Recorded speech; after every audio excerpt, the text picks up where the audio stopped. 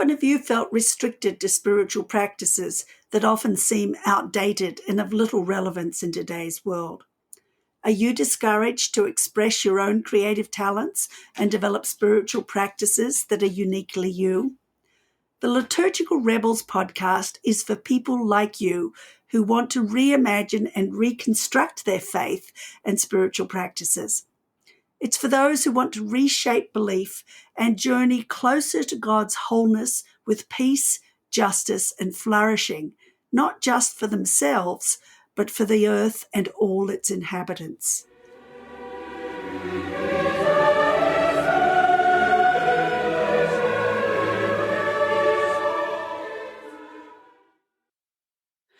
In today's episode of Liturgical Rebels, I will be in conversation with John van der Laar, a progressive autistic writer, musician, theologian, and liturgist who loves exploring life, Jesus the Christ, the Bible, liturgy, and worship in the broadest sense from the perspective of evolutionary spirituality. John is the author of 3 books, including The Hour That Changes Everything, and writes at Sacredise Your Life on Substack. John lives out of Johannesburg, South Africa, with his wife, Debbie. They have 2 adult sons.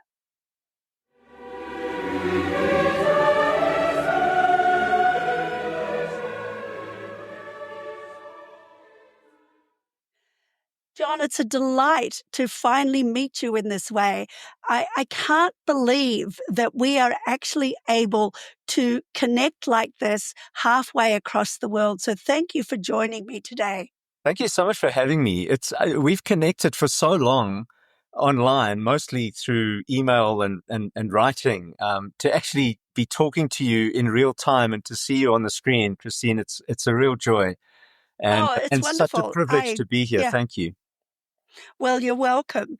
You're welcome. I was trying to think how long it is since we first connected. It must be at least 20 years ago. I'm guessing it must be about that. Yeah. Mm-hmm. And I think it was at a time when I was looking for liturgical resources, and they were surprisingly few and far between, except for kind of the very traditional way at looking things. And I think that was part of the reason that I connected to you. Yeah. And I think I came across GodSpace. I don't remember how I found out about it, but I think I came across GodSpace, and somewhere in all of that was an invitation for writers to contribute. Yes. And I think I quite sort of nervously sent an email saying, I do write some stuff. Would you be interested? And got a positive response back. So started contributing to GodSpace as a writer for a while. No, it was wonderful. But, it's interesting to me, you describe yourself as a progressive, autistic writer, musician, theologian, and liturgist who loves exploring life, Jesus the Christ, the Bible, liturgy, and worship. And that's quite a mouthful. So tell us a little bit about your life journey and how, you got to this place, as it were. Right, yeah. Let me perhaps start by saying, as an autistic person, I'm told I use lots of words. So if I go on a bit, please feel free to kind of indicate that I need to cut it a bit shorter. But I was raised in a Christian home. We were Methodist. My parents were Methodists, and I remember as a very young child going off to Sunday school. But I remember very little of what happened there. And then we moved home. We were living in Johannesburg. We moved from one part of Johannesburg to another part and went to a new church. And I was too shy to go. And my parents, thankfully, didn't force me to go. So I was able to stay home. I realize now, actually, as I'm saying this, that it probably meant that my mom had to limit her attendance at church. And I don't know how that affected her. I'll have to ask her when I see her next. But for a number of years, I didn't attend church. And then I guess I must have been about 11 or 12. I was at an all-boys school, and I wanted to meet some girls, and I thought, well, the only place I can think of is to go to church. So I asked my parents if I could go to Sunday school. I don't think they realized what my motives were, or they might not have been quite so eager. But they started taking me along, and in the church there, I met friends. I found a home, and a couple of years later had quite a, what for me, I mean, if I describe it, I don't think it would sound very dramatic to most people, but for me, it was a dramatic conversion experience. And it changed me instantly. I was at a service. The preacher, who was quite an elderly minister, who was, I think he was retired, but was working in our community. I think he'd had a stroke. And so I used to struggle to listen to him, but that was the person that spoke to me that night. And he was preaching on John 3, you must be born again. And at the end of the sermon, he said, if you want to give your life to Jesus, look up to him. And I looked up at the stained glass windows at the front of the church, and I realized suddenly I was the only person who had their eyes open. So I closed my eyes again, but decided at the end of the service I would go up to the front and waited for the church to empty and prayed a simple prayer, something like, Lord, I'm giving you my life and fill me. I can't even remember the words. I just remember in that moment feeling something change inside me. It was just a moment of joy, of light, all those words we use. I mean, it sounds a bit cliche talking about it, but I felt that I'd had an encounter with something or someone. And my parents told me afterwards, there was a hall where everybody had tea, and I walked into that hall, and my mom said to me that she kind of turned around and saw me walk in, and she knew something had happened. Wow. And I remember spending some time that night talking to my parents about it. Quite an emotional conversation, and they were wonderful about it. They talked me through it and supported me in it. And almost immediately, within a few months, my whole life plan had changed. I had my mom's brother, my uncle, had been an architect. I had loved to draw and paint and do art, and I'd always wanted to be an architect. But within a few months, I was going into ministry, and that was my commitment. I couldn't do anything about it then, but I started reading books about ministry. I mean, all sorts of interesting books. God's Smuggler, smuggling Bibles to Russia back then, and I was going to be one of those people. Never got to Russia, but that was my hope. But I remember in my last year of school, what we would call matric or grade 12, I went to my minister and I said to him, look, I feel that I need to be in ministry. How do I go about this? And he chatted through it with me. And I started preaching that year. Started in my, we would call local preacher training. So I had a mentor with me who would check all my sermons and check all my prayers. And I started on the journey. And then I went straight into ministerial training. A lot of Methodist ministers in training went to Grahamstown in the Eastern Cape of South Africa to Rhodes University, and we were trained there. So I went there as a private student because I wasn't yet employed by the church, and I did my ministerial training. Yeah, I mean, from that moment, my faith defined my life. It defined my relationships. It defined what I did. It defined everything. When I was at school, having had this experience, I joined what we called the Student Christian Association. And I don't know if you have that in the States, but it was all my peers, and most of them were part of an Assemblies of God church, which is quite a charismatic, evangelical, conservative denomination. And so I went along with them to their youth group, which happened to meet in a Methodist building, which is why my parents allowed me to go. So I would go to the Methodist youth on Friday and the Assemblies of God youth on Saturday, and develop this very conservative evangelical faith. So when I went into ministerial training, it was a shock. Because I was introduced to biblical criticism. I was introduced to theological thinking through the ages. It really blew my mind. And yet I clung to this evangelical faith throughout. In the last year of my training, they had an award ceremony, and I was given the Josh McDowell Ostrich Award for successfully burying my head in the sand for 4 years and not accepting biblical scholarship. It was all in fun, but there was truth there. So I went straight into ministry from college, and burnt out. within the first year, really. I just couldn't. I looked like I was 14, so that was part of the problem. But we also back then in South Africa had national service training.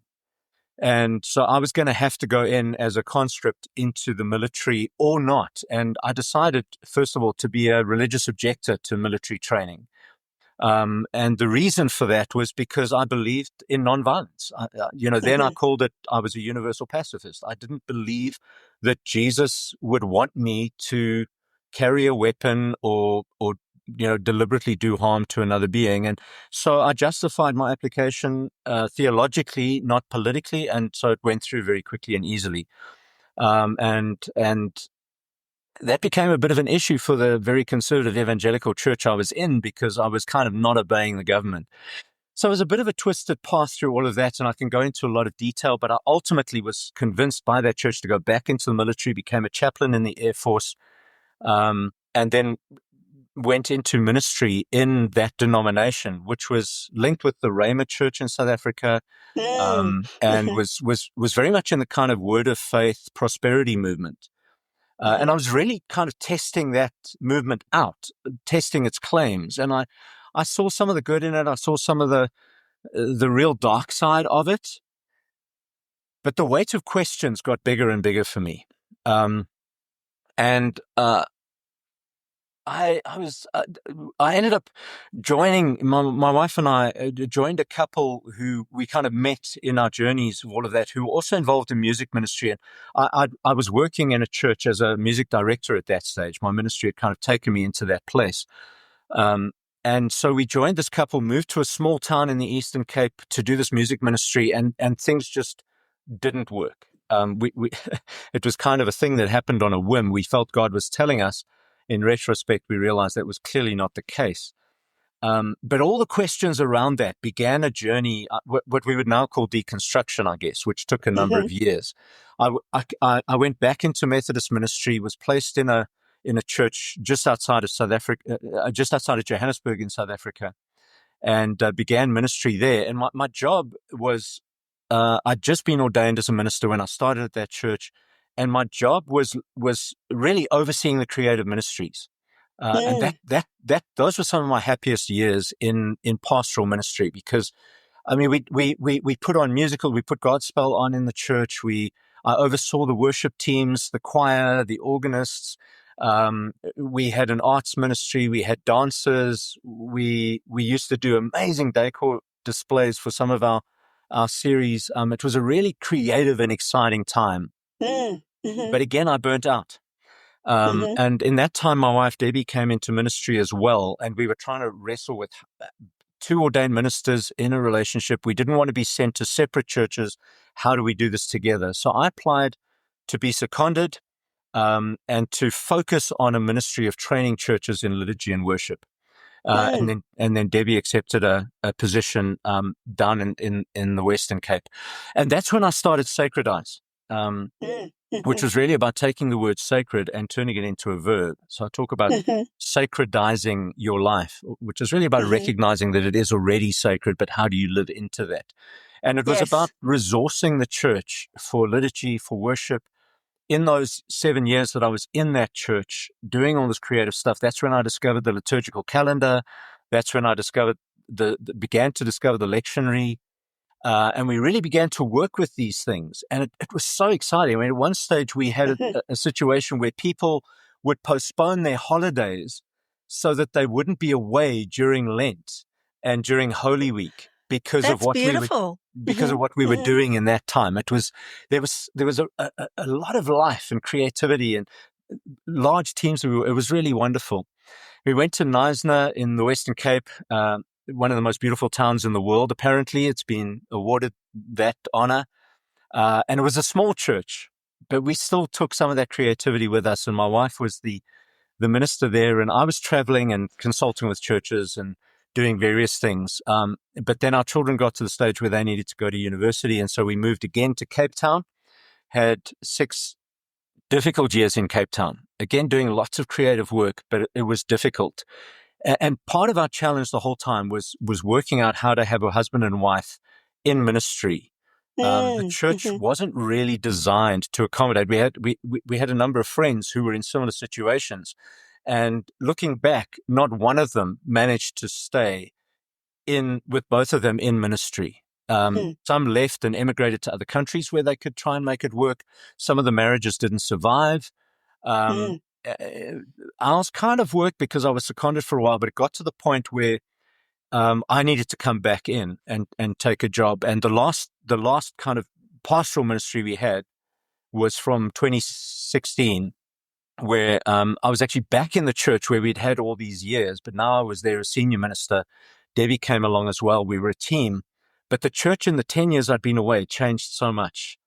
And I had shifted away from my progressive faith. Actually, when I was there the first time, had the deconstruction had really hit strongly, and I went through 2 years of completely dismantling my faith and rebuilding it. And so I came, and that set me on a journey to becoming increasingly progressive and liberal. I had been one of the most conservative ministers in our church. I became one of the most liberal and progressive. And so I came back as this progressive minister to a church that I had thought was open, but had actually become more conservative in my absence. Oh, interesting. And Yes. it was a difficult time. They also were struggling with husband and wife in ministry. And after 4 years, I was burnt out worse than I'd ever been. Oh, My wife had also got to the point where she couldn't do it. And we both moved out of pastoral ministry.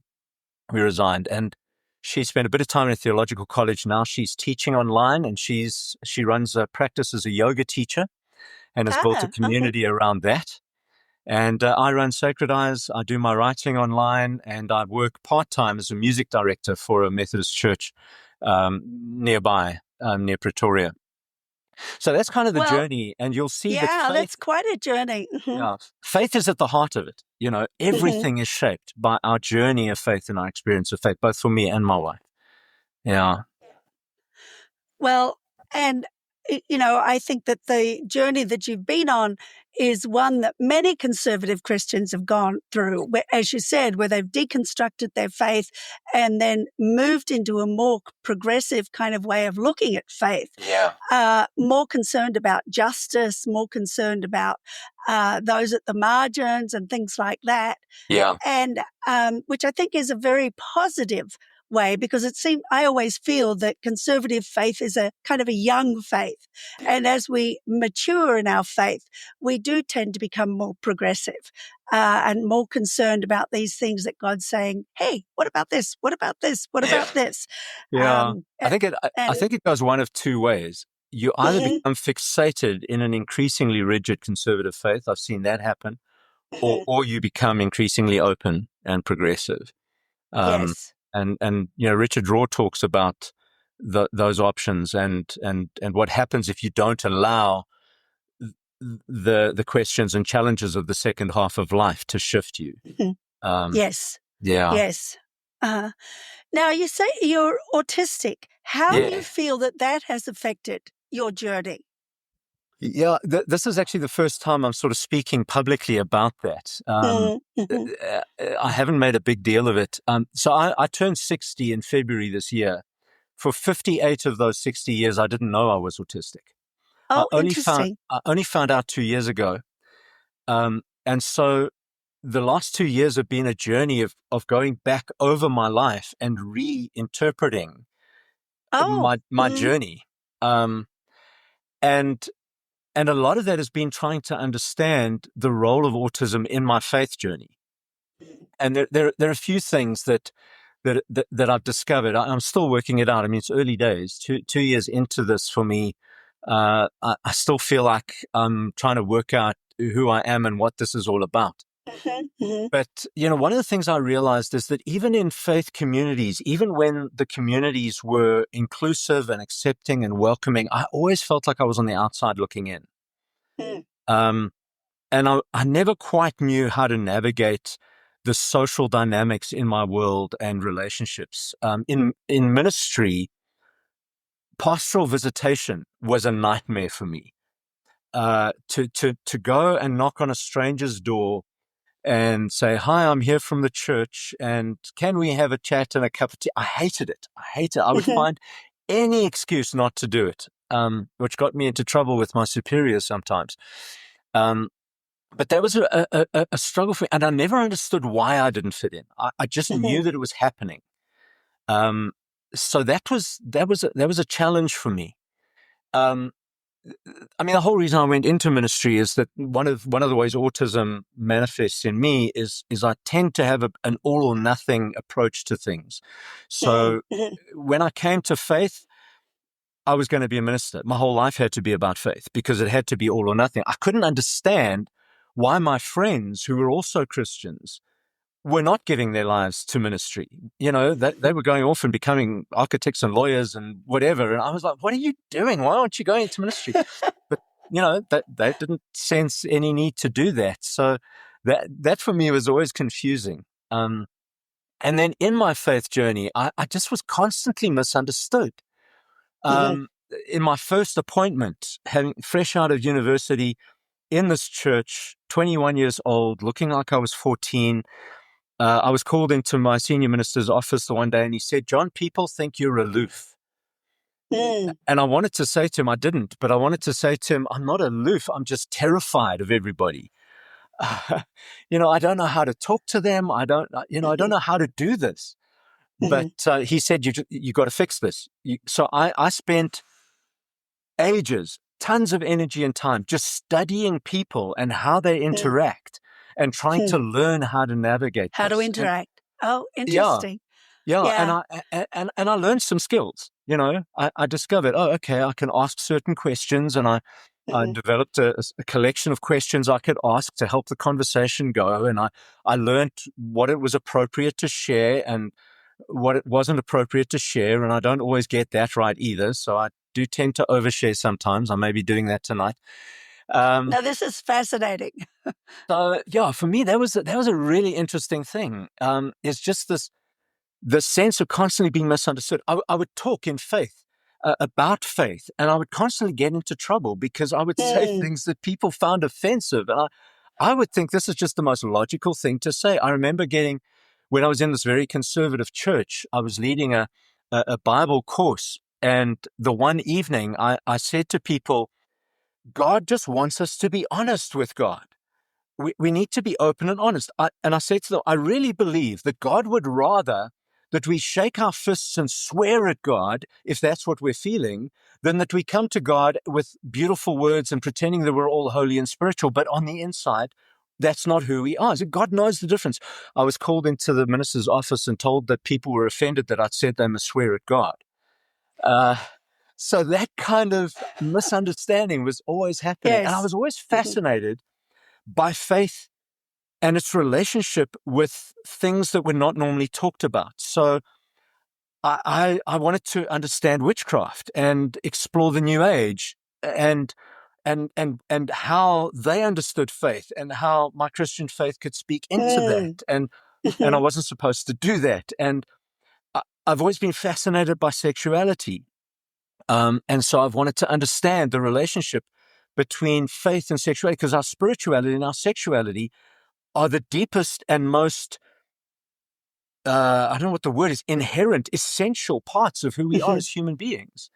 And yet we place them as far away from each other as possible to place them. I always wanted to know, the Bible uses sexual language for spirituality. So there's something there. There's a connection there. I wanted to understand that. My wife actually did her master's exploring faith among LGBTQ people. And it was a master's in narrative therapy. And that was part of the deconstruction, is coming to the place where we abandoned our very anti-LGBTQ faith. So that whole kind of, I always seem to approach faith in ways that other people felt was inappropriate somehow. But then there were the positives. People appreciated my preaching because one thing that people often said was that I would come at things from a different perspective. I would open the Bible up to them in ways that they hadn't heard before, and I would see things in Scripture that they hadn't heard before. So I mean, some people really didn't like that, but there were many people who really appreciated that in my preaching. And although counseling drained me, and I'm very glad I'm not doing that anymore, when I did do it, people said I was good at it because, I remember one person said to me, "John, you are completely unshockable." Because I just didn't, things that would normally freak people out or would offend, that didn't affect me. I was just listening to your story, and this is part of your story. And so this is part of yours. Let's talk about it. I didn't have that kind of shock reaction.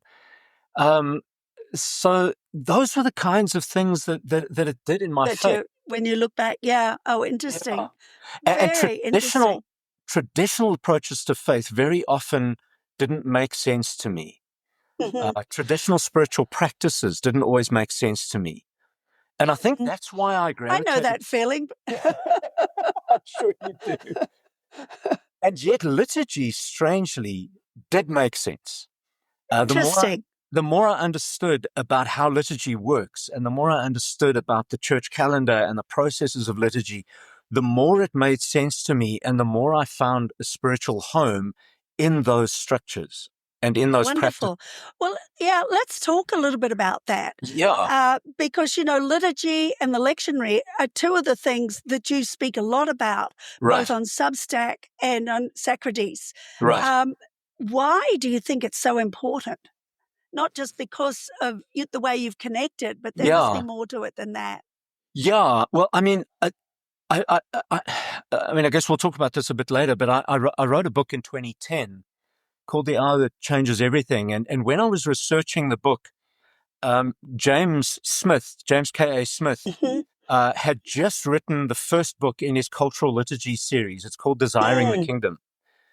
And he gave me language for something I'd been teaching for a long time, which is that worship is transformative, not just expressive. That when I looked at worship in Scripture, and my master's, which focused on the theology of music, really focused on the transformative power of music and by extension of worship. And I looked at 5 different ways that happens based on what I found in Scripture. And all of it for me was about the transformation of it. Now, James Smith, what he gave me was the understanding that human beings are liturgical beings.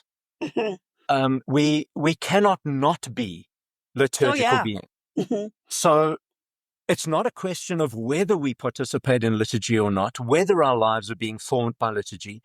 That is true for everyone. The question is what liturgies are forming us. Yes. And into what are they forming us? So I really began to work with that. And what I realized is that liturgies engage with the whole being. Liturgies are rooted in stories. In the Christian faith, obviously, it's the Christ story, the story of liberation. It's the biblical story. There are many ways you can frame that story, but that story is at the heart of our liturgy.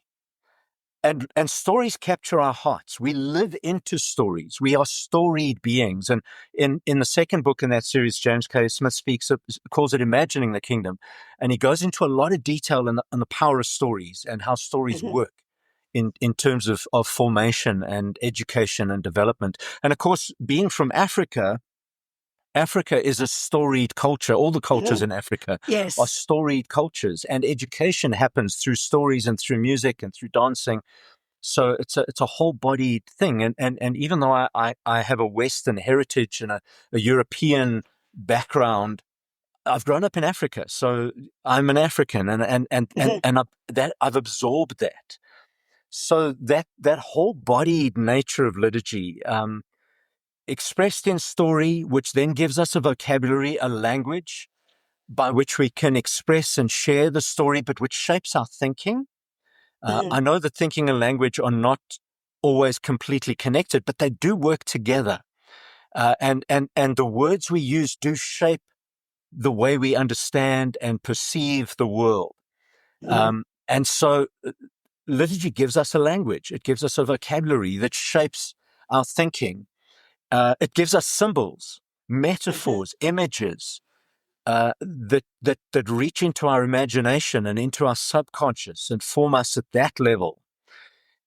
All of which, of course, depict the story and communicate the story in symbolic ways that bypass the cognitive brain and get into the deeper parts of who we are. And then and then liturgy gives us rituals that engage our body in practices. Yes. And, Yes. and those rituals teach us the habits of living the story that we receive in liturgy. So it engages with our whole being. And as an autistic person, one of my challenges is getting out of my head all the time. I'm highly cognitive. I get stuck in my head very easily.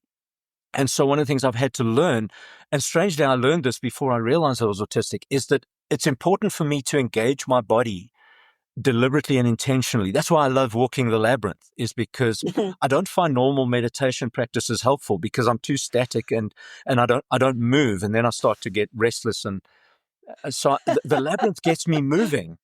I'm walking, or even if I use a finger labyrinth, there's movement involved, and I'm using my whole body.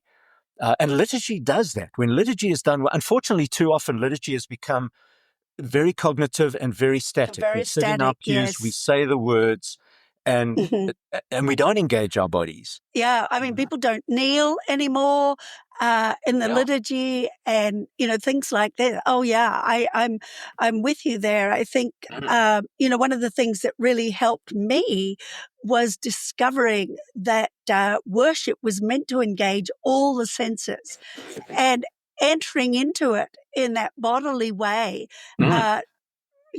transformed me.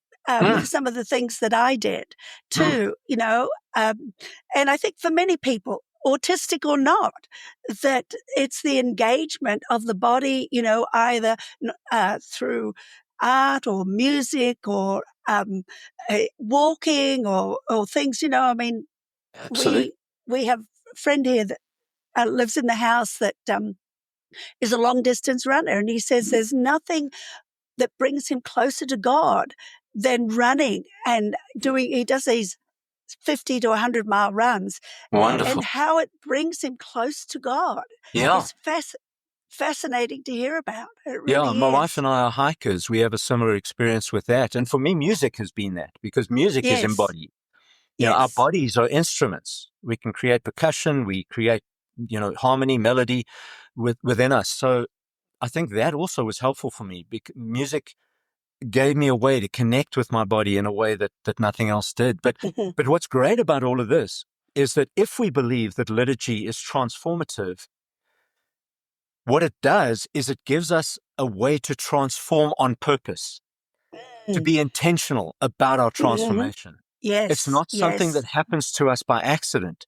It's something where we are given tools and we are given a vision of what we are transforming into, and then the tools in order to transform in that direction. I keep thinking about one of my favorite verses in the Bible, and I know I don't like cherry picking verses, but this, I could give the whole context, but we don't have time for that now. But it's 2 Corinthians 3, verse 18, where the apostle writes, and he says, "We who with unveiled faces gaze on the glory of God are transformed into God's likeness by the Spirit from glory to glory." And that's what liturgy does. It removes the veil, and it invites us to engage with God without masks, without defenses, to gaze on God's glory, to have this encounter with the divine, to get new visions, new understandings of the divine. And then as the divine Spirit works in us, we become, as Richard Rohr says, we become the God we worship. We are transformed, or James Smith would say, you become what you love. And so we love God, we become what God is. And that's what worship does. We experience God and we become what we experience. But we can do that on purpose. We can do it intentionally, and not just in corporate worship, but in personal spiritual practice. The same thing can happen. So that's for me why liturgy is so important. And the lectionary enables us to engage with the story in a meaningful and systematic way. And it gives us these festivals and these seasons where we engage with the story, not just in our minds, but in our bodies, in our celebrations, in our rituals, in our symbols. And so we're constantly in this ever-changing story that's unfolding, and that is being embodied in us little by little as we engage in practices. Now, John, you live in the Southern Hemisphere. You live in Right. South Africa. I grew up in Australia.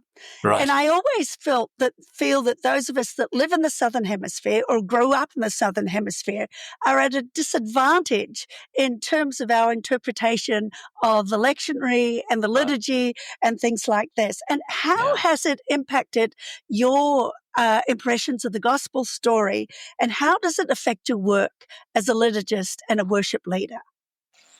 Another nice small question for you to get at here. Yeah, I'll do this one in 30 seconds. Yeah. I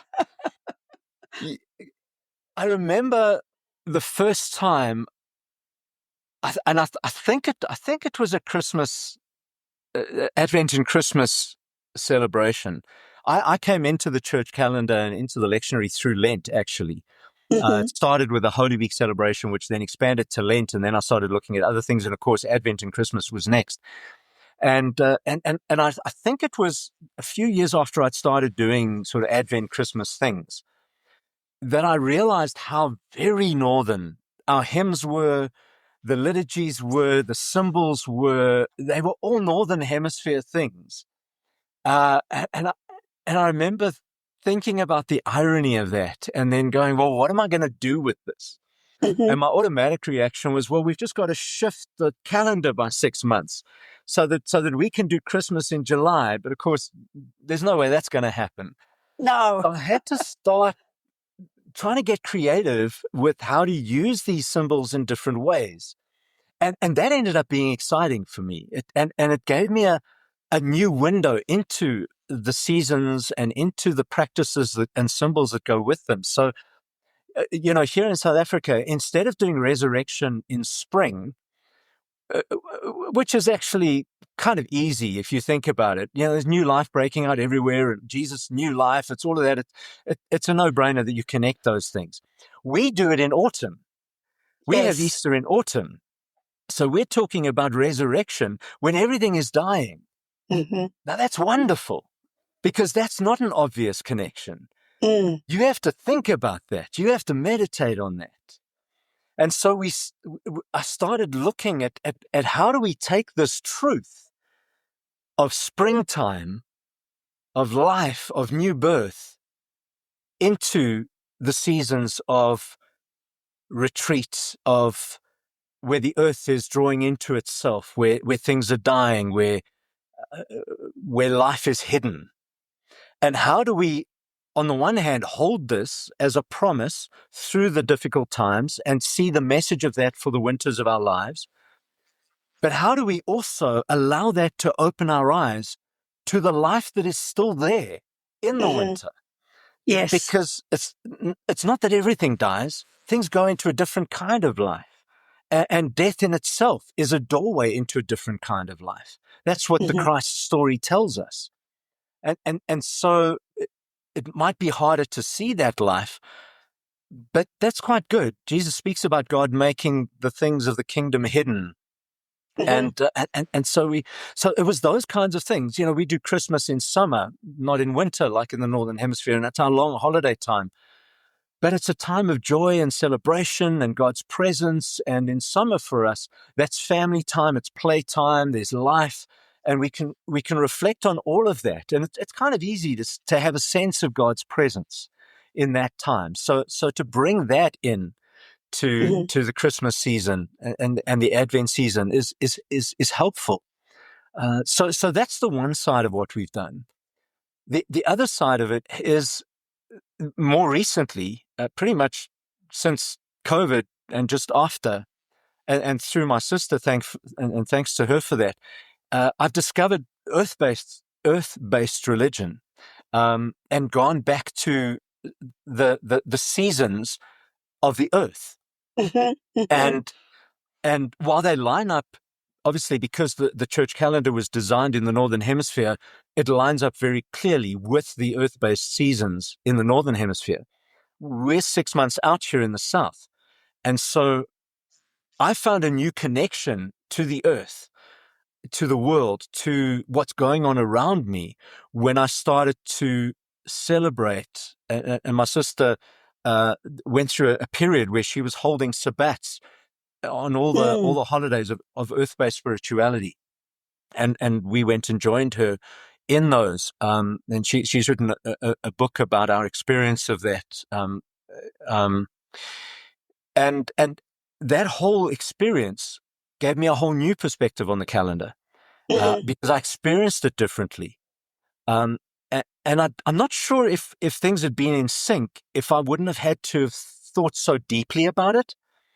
So it helped me to think more deeply about both things. And so what does it mean to celebrate Yule in July, when everyone else is going to be doing, or all the stuff in the media and all the songs in that's all about being in December. What does it mean then to celebrate Letha in December when everybody else would be doing it in winter? What happens when All Saints Day and Samhain, these things are all happening at the end of the year, where for us it's May, where we really would be thinking of that in the earth-based calendar. And so navigating that, so I kind of live in both of those worlds. I follow the church calendar in terms of Northern Hemisphere rhythms, but I still like to be aware of although we're not doing the sabbats as often, I still like to be aware of the rhythms of the Southern Hemisphere using the earth-based calendar. Now, there aren't a lot of churches in South Africa that reference the earth-based calendar much. But I try to do that in my writing. I try to do that in the resources I create when I can. And I try to do that in my own spiritual practice as well. Well, there is a growing number of churches, Australia and New Zealand. Some of the people I know there are doing similar things because they're really craving that connection to the world in which they live, rather than to the world that the Europeans brought to them, a couple of hundred years ago. Absolutely. And it's important, and it really intrigues me. I think that things like Forest Church and such are really helping people to make some of these connections in the and not feel that they have to do it as the Northern Hemisphere people do it, which is really, really good. I think we'll jump over a couple of the questions that I'd asked, but I do want to ask you about, you've been sharing on Sacrates about the book of Revelation. Yes. And of course, you share a very different perspective from what grabs many conservative Christians. So tell us a little bit about this. We've actually been doing one. We go to a Mennonite church, and we've been going through a series on Revelation as well, and talking a lot about the images of the empire and things like this, which of course are important. And it's been very, very helpful. To see this much more insightful kind of view on Revelation, even though a lot of conservatives, they see what's happening in the world at the moment as, kind of the end of the world coming, and they're expecting it. And it's scary to see that, I think. So. Yeah. Well, when I was young in my faith and in that whole very conservative evangelical stage, I encountered the book of Revelation through that lens. I read Hal Lindsey's The Late Great Planet Earth. I watched the Thief in the Night movie. One of my favorite books was called The 7 Last Years. So I was immersed in that. I was completely sold on it. And it was my special interest for a while. And then I kind of moved away from it, I guess, because having moved away from that faith, I didn't always know what to do with Revelation. I did an overview of the whole of the Bible over 2 years in one of my churches, and that was when I really got back into Revelation, began to look at it from a different perspective. And by then I'd learned that prophecy is not forthtelling, but it's not foretelling, it's forthtelling. It's God speaking into, or the prophet speaking on God's behalf into their time, a message that is timeless. Yes. And so I began to look at Revelation in that light. And that was great. But this year particularly, I was looking for something to do for the Easter season, because I've done a few resources for Sacred Eyes related to the Gospels, and I really didn't want to do that again. So I looked at what else was available, and I discovered that most of the what would have been kind of the Old Testament readings, I think, were, or the lectionary readings, I can't remember, the epistle readings, I can't remember, I think it's the epistle readings, are replaced by Revelation in year C. The only services that don't have that are Easter Sunday, Pentecost Sunday, and Ascension Day. So I thought, hey, this is great. I'm gonna use Revelation as an Easter series. Which I did, and we launched that just towards the end of Lent this year. And then I was thinking, well, I often do a series for the beginning of ordinary time around Pentecost, and what am I going to do with that? And I contemplated I was for a while going to create a new resource based on the 7 letters, because the lectionary doesn't cover the 7 letters.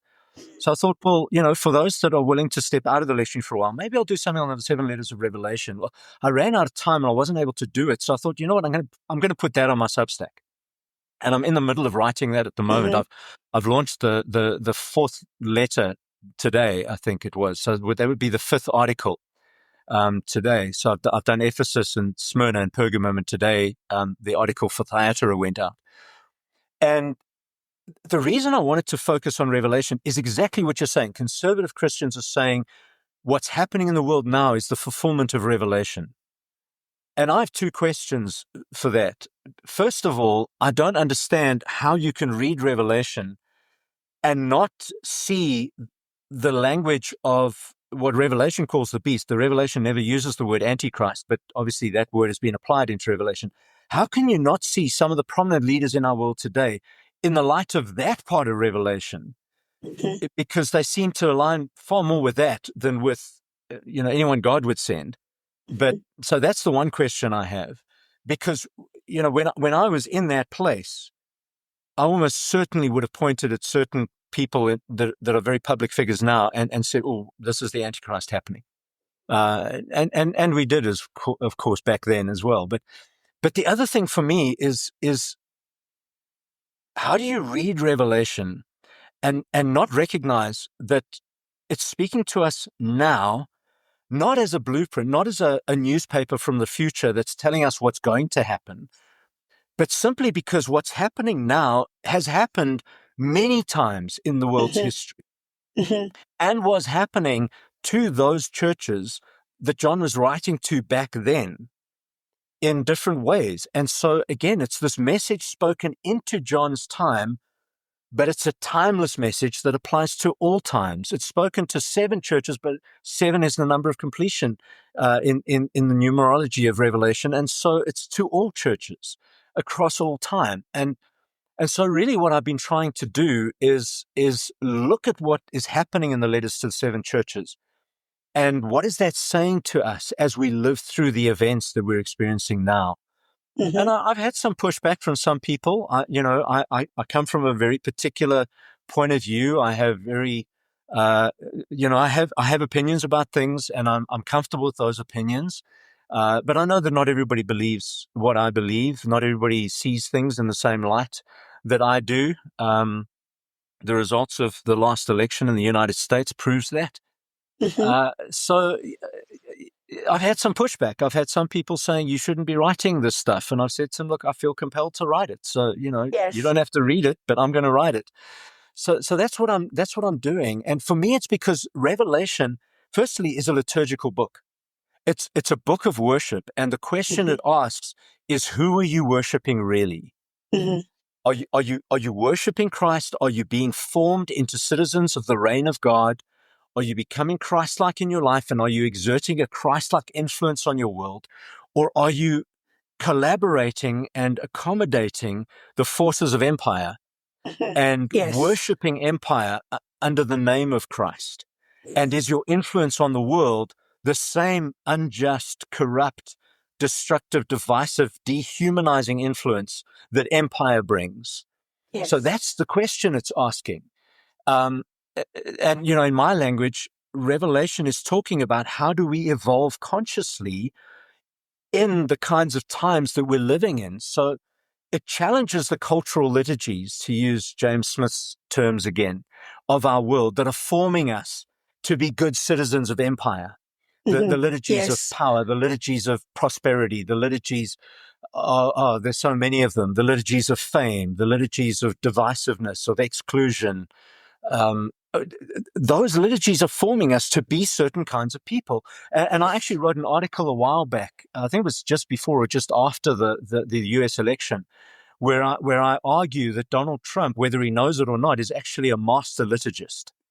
Uh, and the MAGA movement has formed people through their stories, their language, their symbols, and their rituals to become a certain kind of person.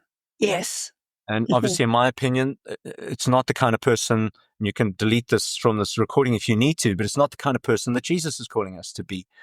And so Revelation speaks into that. It challenges those liturgies. And it matters because it helps us to see the world and to see ourselves in the world through God's perspective, through a perspective of divine love, divine grace, divine restoration, divine sustenance, divine resistance to the forces of destruction and hatred and dehumanization. So, it's an interesting journey to be writing. And I've been very encouraged by the response I've been getting on Substack to it. So, it's very important, I feel, and it's probably a good note to end on, I think. Sure. But I mean, this is a similar theme that what we've been studying in our church has been, Right. because I think you're right. There are more and more people recognizing the power of empire that we haven't named, but suddenly, there's a recognition of the need to name it in so many parts of the world. And the civil religion that empire creates to support itself. Yes. Michael Gorman's wonderful commentary talks about that. I used that quite a lot in my first article, which is called Apocalypse Now. No, I've been reading your articles and I think they're very insightful. I really appreciate them. Thanks, Christine. I appreciate that. I think, I think we could keep talking here, but this is probably enough to whet people's appetites and they can go and find more about you on Substack. Absolutely. And hopefully you will gain some followers through this. So thank you very much, John, for joining me today in this. And it's been very insightful and helpful. So thank you. Christine, it's been an honor to be here. It's been a real joy. When I see the list of people that have been on your podcast, I have a bit of, what do they call it? Imposter syndrome. But it's been. I think it's great because I'm trying to get viewpoints from different parts of the world and different cultural perspectives and things like that. And this is really great. So thank you. Thank you. Thanks so much. In this conversation, John Laar and I explored his journey of faith, identity, and the transformative power of liturgy. We discussed the challenges of navigating faith as an autistic individual, the importance of gauging with liturgy in a meaningful way, and the reinterpretation of the book of Revelation in contemporary contexts. John's experiences highlight the intersection of personal faith, community, and the evolving understanding of spirituality. In the next episode of Liturgical Rebels, I will be in conversation with Michael Frost, an internationally recognized Australian missiologist and one of the leading voices in the missional church movement. Mike is the founding director of the Tinsley Institute, a mission study centre located at Morling College in Sydney, Australia. He is also author or editor of 19 theological books, the best known of which is the popular and award-winning The Shaping of Things to Come. He was also one of the founders of the Forge Mission Training Network and the founder of the missional Christian community Small Boat Big Sea, based in Manly in Sydney's north. He is also well known for his protests against Australia's treatment of refugees, some of which have resulted in his arrest by the New South Wales Police, as well as his advocacy for racial reconciliation, foreign aid, and gender equality. I am Christine Sine, the author of Celtic Advent, Following an Unfamiliar Path and The Gift of Wonder. My other books include Digging Deeper, The Art of Contemplative Gardening, and To Garden with God.